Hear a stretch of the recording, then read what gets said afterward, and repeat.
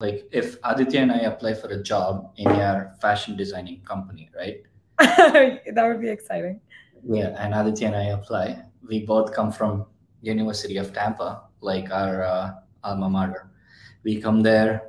We say this is our resume. We have completed a degree in fashion. That's all we say.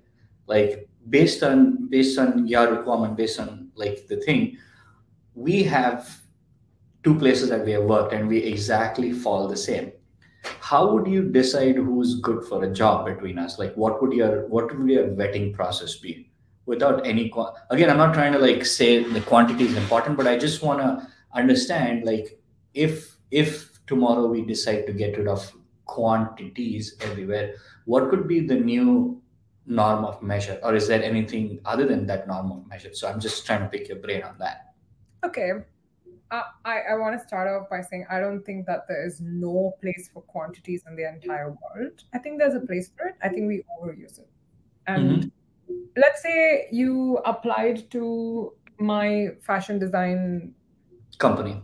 very far away from something It's I okay. do, but hypothetically, Yeah. I have a company. We manufacture niche kind of clothes, and I'm saying, let's say, give me an example of what kind of role we're talking about, so I can give you Both a are applying for an video directing role for ad shoots. amazing, Okay. great. Yeah. So this is interesting because You might- I've been interviewing, so I want to tell recruiters how to do things right now and then hire Well, me. you got to tell them how to do it right. Personally, I would actually think, because if you are doing video editing, you're doing video editing, you said, right? So there's probably a videographer. videography. Video. We both are directors. We both are actual directors. So you need to be able to shoot probably my clothes. You need to be able to capture my models well. You need to understand what I'm looking for and stuff. And I'm assuming there were like, let's say 5 candidates applied. You are among the 5. My first step would be to have a conversation with them, have a chat, get the whole vibe check, and check what kind of goals they have in the next few years. What are they looking to do in their life? Why are they interested in my brand? Just a vibe check. And then after that, I've shortlisted 2 people. I would actually get us to do a project together, and I would pay you for it. So my hiring budget would involve doing a project with you. And if you're down, I will pay you for that project. We will work on it together.